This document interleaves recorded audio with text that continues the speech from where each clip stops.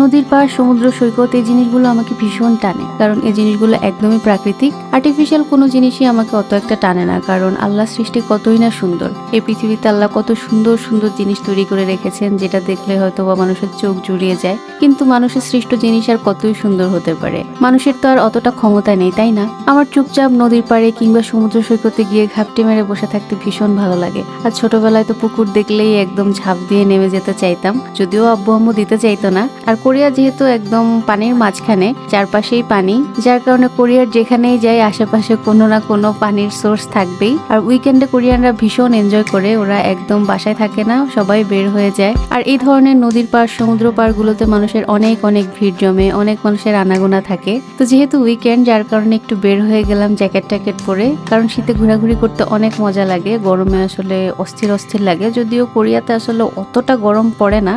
আসসালামু আলাইকুম, hello everyone, সবাই কেমন আছেন? এই জায়গাটার নাম হচ্ছে উলমিদো। এখানে মাঝে মাঝেই আসি, কারণ এখানে একটা সমুদ্র পাড় আছে, এখানে বসে থাকতে আমার অনেক ভালো লাগে। আর অনেক অনেক মানুষের অ্যাক্টিভিটিস দেখা যায়, এক একজন এক এক রকমের অ্যাক্টিভিটিস করছে, তা আমি বসে বসে তাকিয়ে তাকিয়ে দেখি। এখানে প্রচুর কাপলরা আসে রাতের বেলা, তারপরে অনেক বন্ধুরা আসে তাদের সার্কেল নিয়ে আড্ডা দেওয়ার জন্য। এখানে ঢুকার পরে দেখলাম যে ফায়ার ওয়ার্কস হচ্ছে কোথায় যেন, তো হেঁটে হেঁটে ওই সোর্সটাই খুঁজছিলাম। কোরিয়াতে সব জায়গায় ফায়ার ওয়ার্কস করা যাবে না, এখানে নিষেধ আছে। কিছু কিছু স্পেসিফিক জায়গা আছে শুধুমাত্র ওইখানেই করা যাবে, যেমন এরকম নদীর পার হলে তখন ঠিক আছে, এখানে পারমিশন আছে। তারপরে ড্রোনও সব জায়গায় উড়ানো যাবে না, সেটার জন্য স্পেসিফিক জায়গা আছে। একবার তো ইতাওয়ানে গিয়েছিলাম, আর কোনো এক ফরেনার হয়তো না জেনে ড্রোন উড়িয়েছিল, এই কারণে 3 বাহিনী চলে এসেছে, একদম পুলিশ টুলিশ এসে হাঙ্গামা অবস্থা। সবাই সেই ব্যক্তিকে খুঁজছিল যে সে কোথায়, কেন সে ড্রোন উড়ালো। বাংলাদেশে যেমন নিউ ইয়ারে সবাই সেলিব্রেট করে, সবাই ফায়ারওয়ার্কস করে ছাদে গিয়ে, কিন্তু এখানে সেরকম না। এখানে স্পেসিফিক জায়গাতেই শুধুমাত্র করা যাবে, ইভেন সেটা নিউ ইয়ার হোক আর যে কোনো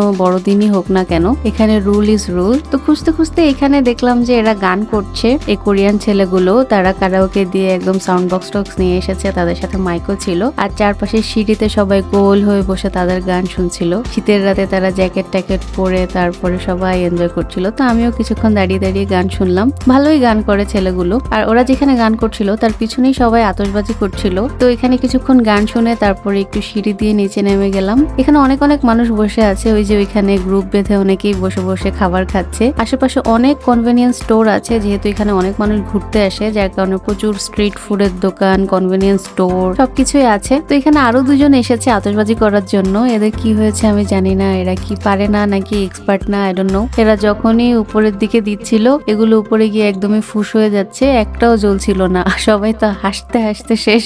আমার মনে হয় যে ওদের আতশবাজিটা প্রবলেমেটিক ছিল, এটাও হতে পারে যে দোকান থেকে কিনেছে হয়তো বা অতটা ফ্রেশ ছিল না নাকি, আই ডোন্ট নো। তো এখানে কিছুক্ষণ বসার পরে অনেক ঠান্ডা লাগছিল, কারণ অনেক ঠান্ডা বাতাস আসছিল, আর যেহেতু উইন্টার তো বেশিক্ষণ আসলে বসা যায় না, যার কারণে এখন উঠে যাচ্ছি। একটু চারপাশে হাঁটাহাঁটি করছিলাম, কারণ এই জায়গাটা অনেক খোলামেলা। এখানে হয়তো কোনো প্রোগ্রাম অথবা কোনো ফেয়ার হয়েছিল আই থিঙ্ক। এখানে অনেক অনেক জিনিসপত্র, তো ট্রাক এসে এসে জিনিসগুলো নিয়ে যাচ্ছিল, যেমন অনেক চেয়ার টেবিল, তারপরে অনেক জিনিসপত্র। আর এখন হচ্ছে এগুলো ক্লিনিং এর কাজ চলছে। আর এখানে যেরকম পুলিশও থাকে সব সময়, যাতে করে কোনো অকারেন্স না হয়, আর যদিও বা হয় যাতে করে তারা ট্যাকেল করতে পারে, সেই কারণে তারা সব সময় এখানে টহল দিতে থাকে যে কোথায় কি হচ্ছে। তো হাঁটতে হাঁটতে হঠাৎ করে আমার মাথায় আবার আইসক্রিমের ভূত চেপেছে। এই শীতের মধ্যে ইচ্ছে হচ্ছিল যে একটু আইসক্রিম খাই। তো এখানে GS25 এ এসেছি। আমার একটা কোন আইসক্রিম ভীষণ পছন্দ, কোরিয়ান, এটা কোরিয়াতে ভীষণ পপুলার। তো এটা খুঁজে পাচ্ছিলাম না, পরে দেখলাম যে এই যে একটা পিসি আছে, কারণ এটা অনেক বেশি চলে, কোরিয়ানরা এটা অনেক অনেক পছন্দ করে। তো এক পিস পেয়ে তাড়াতাড়ি নিয়ে নিয়েছি, না হলে অন্য কেউ এসে আবার ছো মেরে নিয়ে যাবে। তো একটা নিয়ে দেখেন আমি কত খুশি। তো আইসক্রিম খেতে খেতে অনেক রাত হয়ে গিয়েছে,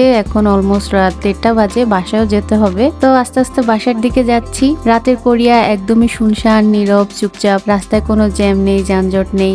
ঢাকা শহরে যেমন অনেক রাতে অনেক ভিড় থাকে, এখানে ওরকম না। আইসক্রিম খেয়ে অনেক পিপাসা লেগেছে, পানি খেতে গিয়ে দেখি বোতলে পানি নাই। যাক, বাসায় যাচ্ছি, বাসায় গিয়ে পানি খেয়ে নিব। তো যাই হোক, আজকে এই পর্যন্তই। কেমন লাগলো আজকের ব্লগ অবশ্যই কমেন্ট করে জানাবেন, আর যদি ভালো লাগে তাহলে অবশ্যই লাইক, শেয়ার এবং ফলো দিয়ে পাশেই থাকবেন। সবাই অনেক ভালো থাকবেন, একে অপরের সাথে থাকবেন, আর আমাদের জন্য অনেক অনেক দোয়া করবেন। আল্লাহ হাফেজ।